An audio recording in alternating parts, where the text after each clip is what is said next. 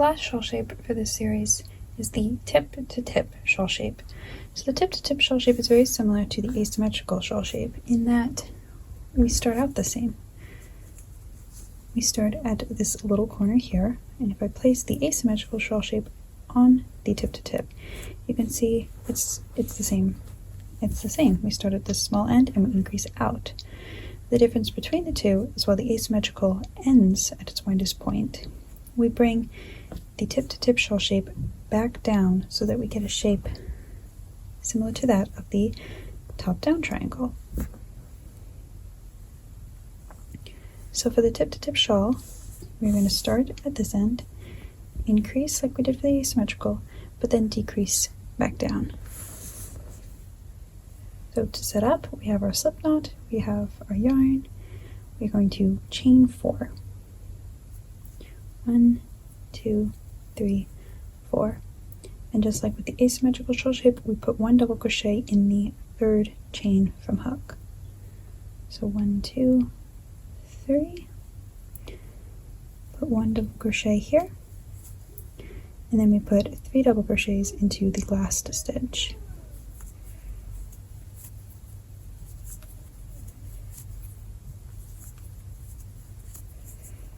And now we turn our work and we chain 2, and now this is our increase point, so we're going to put 3 double crochets in this stitch as well.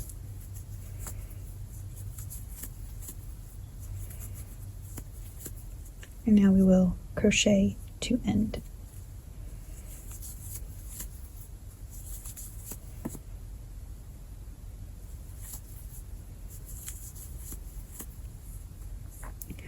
And so we're going to continue increasing along this point when we get to this stitch to always put 3 double crochets in it at either the end of a row or the beginning of a row until we increased to our shawl's widest point.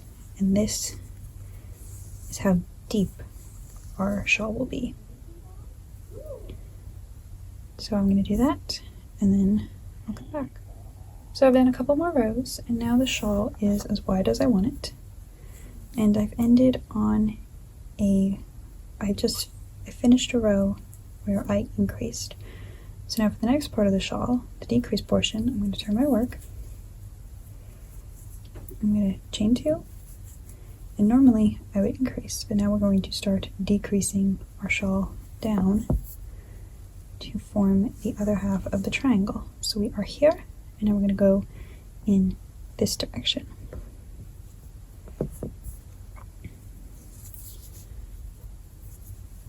So I've chained 2, and now I am going to decrease. I am going to do a double crochet 3 together. So what that looks like is I yarned over, I'm going to go in the first stitch and pull up a loop, and I'm going to pull through 2, and then I'm going to yarn over again, but instead of going through these 2 loops and finishing my double crochet, I'm going to go in the next stitch, pull up a loop, and pull through 2, and then I'm going to yarn over and go into one more stitch. So now I have 3 half-worked double crochets on my hook, and I'm just going to yarn over and pull through all of the loops. And that completes our double crochet 3 together. So before we were doing 2 stitch increases, now we're doing 2 stitch decreases. And now I'm just going to crochet to end.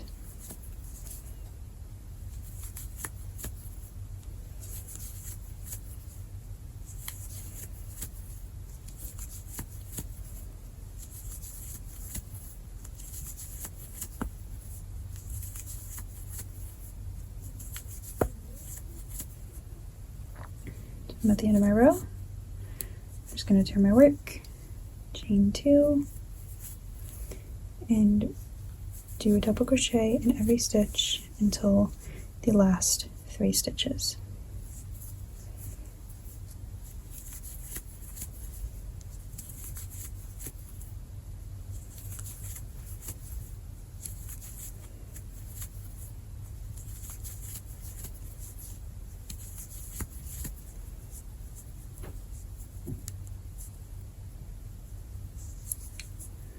So here I am, last 3 stitches. So I'm going to do the same double crochet together as I did in the previous row. I'm going to yarn over, go into the next stitch, pull through 2, yarn over, go to the next stitch, pull up a loop, pull through 2, yarn over, next stitch, pull through 2. I have 3 half worked double crochets on my hook. Just going to yarn over and pull through all of those loops.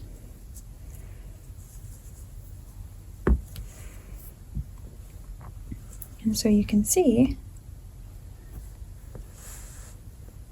we're already starting to form the decrease of bringing our work to match at this point. We've increased, and now here's our point where we started to decrease, and now we're going back down.